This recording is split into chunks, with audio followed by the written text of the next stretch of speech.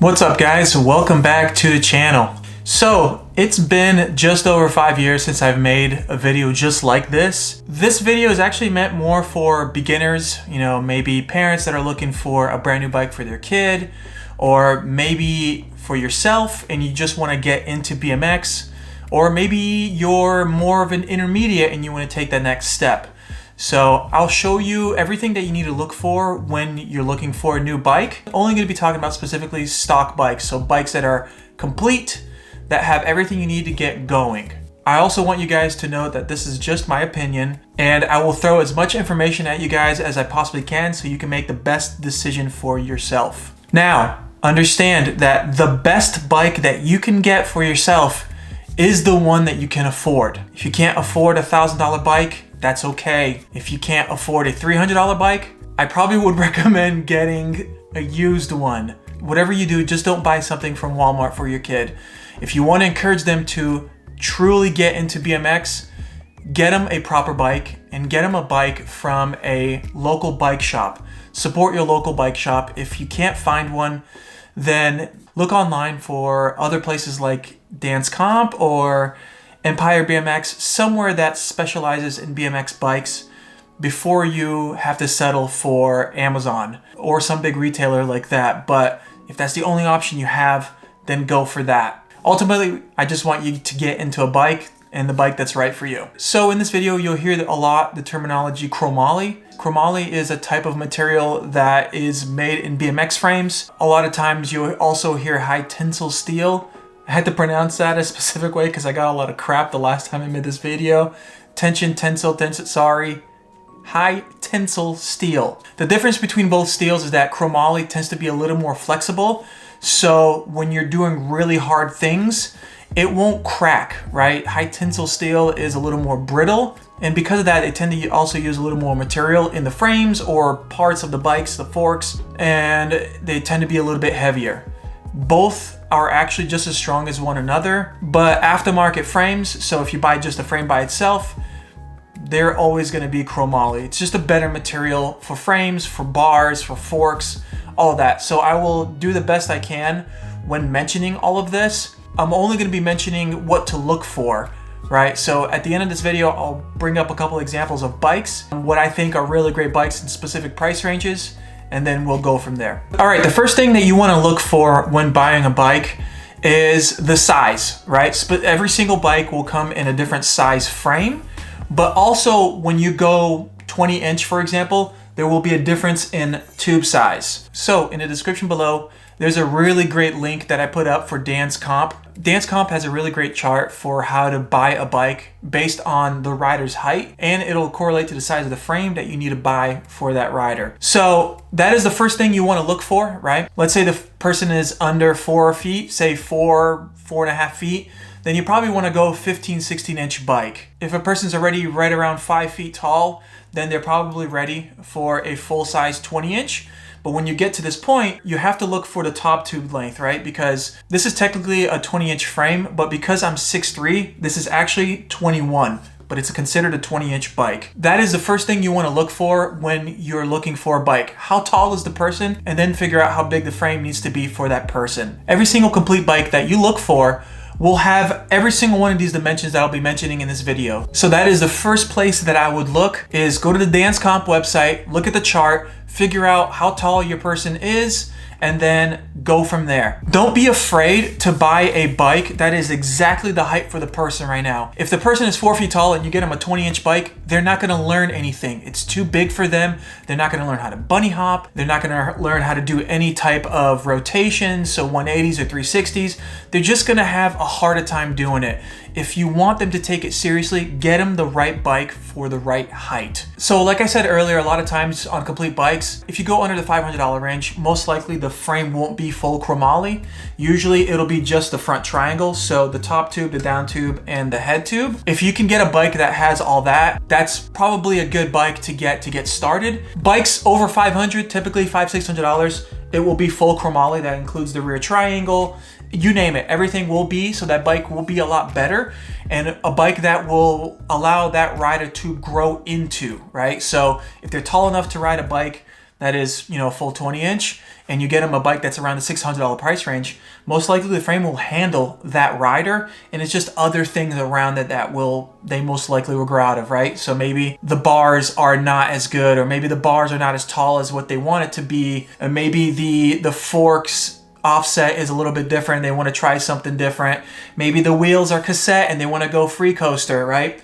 So typically in that price range, you'll get a much better bike, but it doesn't mean you're going to get a really bad bike in the $300 price range. That's a really great beginner bike to get started. The point is, try to get at least something that's front end of the bike that is full chromoly, just so they have a little bit better chance of not breaking the thing, the first time they go down a ramp or they jump a box jump or something like that. Next thing you want to look for when looking for a complete bike is how tall are the bars. This is kind of a weird area because I know people that are a lot shorter than me that ride taller bars. I ride bars that are 9.8 inches tall. Not this one, it's on my bike that's downstairs. Bars are measured from here to here, right? So the taller, it's easier for a taller rider to not be hunched over on the bike. But there's also a lot of other things that come into factor. So, if your person is 6'3", don't get them bars that are really short, like 8-inch, and a frame that's like 20.5, right? Just get them something a little bit taller. There's a very good chance that a longer bike will also come with a slightly taller bars, but you could always compensate by either getting a different stem, maybe a top load stem. Sometimes they're exactly the same, but sometimes you can also add spacers in the bottom of the stem on the forks. That's kind of a big, weird, gray area, like I said earlier, but it does come into play. But like frames, these come in different materials, right? So these particular bars from Shadow, they're pretty old, but they're pretty killer bars. They're really lightweight, they're full chromoly. And my favorite thing about these bars is that this bar here is actually oval. So there's a good chance that it will never bend. But these are really, really killer bars, but they're too short for me. So I went with some Odysseys that are a lot taller. Bars will also come really wide. Typically nowadays they're 29, 30 inches or so. I typically cut mine down to about 29. It's a lot more comfortable for me. So that might be something that you have to play with as well when looking at a complete bike. A good rule is if they're 6 feet tall, probably get at least 9-inch bars. And if it's not enough for that person, like I said earlier, if you got a good enough bike to get started with, then you could always just upgrade them to something a little bit better. So keep an eye out for that. You also want to make sure that the complete bike that you get, which most of them nowadays have anyways, are 3-piece cranks, right? So there's an arm on this side, there's an arm on this side, and then there's essentially a spindle that goes down the middle. That's 1, 2, 3 pieces. So you want to make sure that it has that. Again, want to make sure that they're at least chromoly. This is a really great area for something to break if they're not at least chromoly. Because like I said earlier, chromoly tends to be a little more flexible. And if you're landing really hard, this is the very first spot that will have a better chance of breaking. So at least make sure that the 3-piece cranks are chromoly. If they are chromoly, and then all of a sudden that energy has to transfer to somewhere else on the frame, and if the frame is high tensile steel, then there's a good chance it'll crack there. This is all like, if they're going really big, doing big stuff, but you just have to keep all of that in mind. These 3-piece cranks are a little bit different. They're a lot older and they're actually aluminum, so they're even more flexible. All right, the last thing, there's a million other factors when it comes to bikes, right? But I'm only talking about things that are really important to get started right now, right? So like how big the bike is, right? How durable can it be for them to last? And the last thing that is part of that are sealed bearings. So a lot of times in complete bikes, especially in the $200-300 price range, there's a good chance you're not going to get a bike that has sealed bearings. Doesn't mean it doesn't exist, but you want to make sure that they have sealed bearings. You want to make sure that the back wheel and the front wheel have sealed bearings in them. The bottom bracket for the cranks are sealed, the headset, all of that, right? You want to make sure, and usually in, $500-600 price range, it's all sealed already. Reason being is because it tends to last a lot longer. So, if you're doing grinds and stuff like that, or maybe your kid's about to run through some water, because they are sealed, that means that they're going to keep out as much water and dirt and all that crap in it, which means that the wheel or the cranks or the headset will last a lot longer.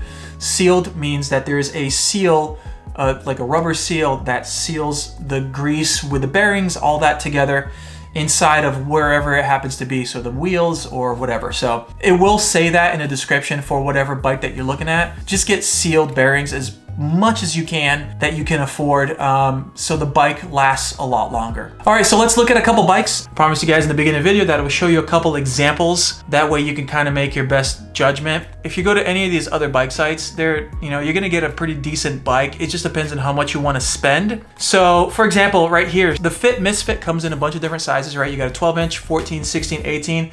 18 looks like it's sold out, but the point is I would still look for that if that's what you're looking for. So the reason being, the Fit is a really good little bike, right? It's got a sealed bottom bracket, which is really nice. 2-piece bars. It doesn't tell you what kind of material it's made out of, so I'm not really sure.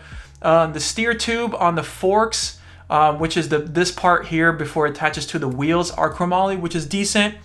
This frame itself is chromoly top and bottom down tube, so these guys here, pretty decent, but not the head tube itself.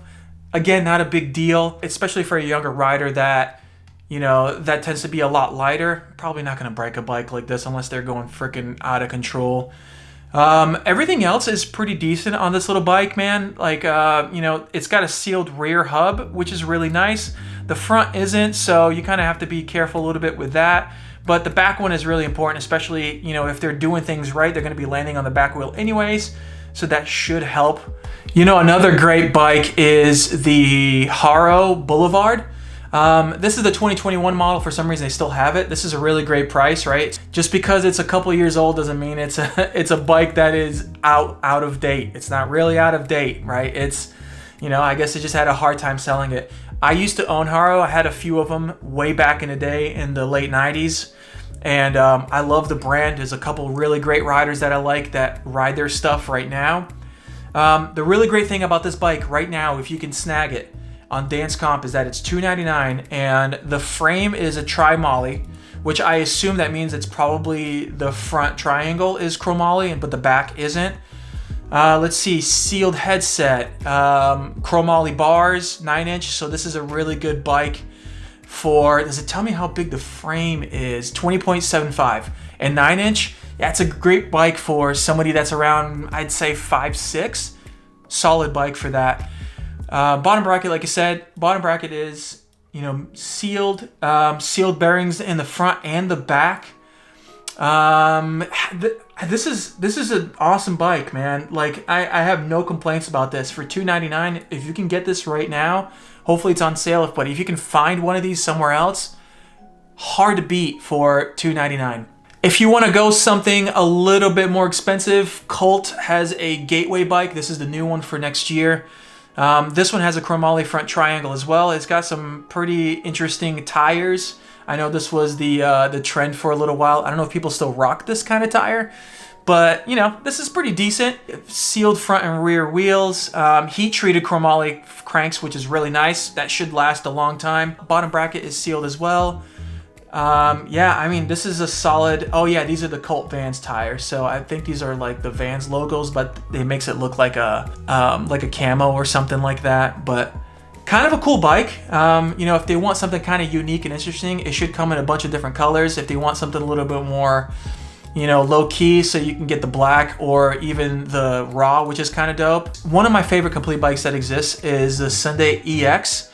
So these bikes tend to be pretty incredible. This one is a 21-inch top tube, so this one's in the upper tall person area. If you're about 5'11", 6 feet, this is a really great bike for you. Everything on this bike is chromoly, so the entire frame is completely made of chromoly, and it's got a wave down tube. So what that means is that this down tube right here, if you miss grinds and stuff and you slam this onto like a rail, there's a good chance that it won't bend the frame, it won't crack the frame or anything like that. They created this feature on the Soundwave a really long time ago, and it's proven. I am a little biased. I like Sunday. That frame that I showed you guys earlier is a Sunday bike. It's one of their first ones, which I still have to this day. I just don't ride it anymore. But they created that down tube to be as dent resistant as possible, and they still sell the Soundwave to this day. But for $579, this is one of the best bang for your bucks you can get, right? The forks are completely chromoly as well. The bars are completely chromoly. You get some Odyssey stuff on here, right? So the Brock Rayford grips, that's what I like. That's what I use. The pedals, that's what I use as well. The Sunday Sabertooth, I actually have that on my standard right now as well. You get a Sunday cassette rear sealed wheel. You get a front sealed wheel. Like, this is a killer freaking bike for $579. Like, if you're looking for somebody that is next level, right? You got them something, they outgrew it. This would be the bike to get. And lastly, you got this kind of cool bike for $599. It's a GT. If you guys don't follow this dude online, you probably should. He makes some of the wildest content. He does the most incredibly creative stuff on bikes. One of my favorite riders out there. And the stuff that he does is pretty insane. So I'm really stoked that he has his own signature bike. And yeah, this bike is full chromoly. Like, it's a really killer bike. You get a mag wheel in the front, which I freaking love mag wheels. This is one of my things that I wanted when I was a kid so bad, but you know, I couldn't afford it at the time. But I'm thinking about getting some mag wheels for my bike build that's coming up soon. This is killer. This is a really great bike. You're getting a lot of bike for the money. Watch this dude's videos on YouTube. I'll leave a link for this video so you can see why he got his own bike, and you'll understand how just incredibly creative and talented this dude is. All right, guys, so I hope this video was helpful for you. I hope it also wasn't too long for you. Like I said in the beginning of the video, the best bike you can get is the one you can afford. Just make the best judgment you can for yourself. Hopefully I gave you all the right tools to be successful this holiday season. I'll see you guys in the next video. If you have any questions, let me know right now. I will be responding to every single one of these for the next couple of months, even after the holiday season. So I'll see you guys in the next video. Peace.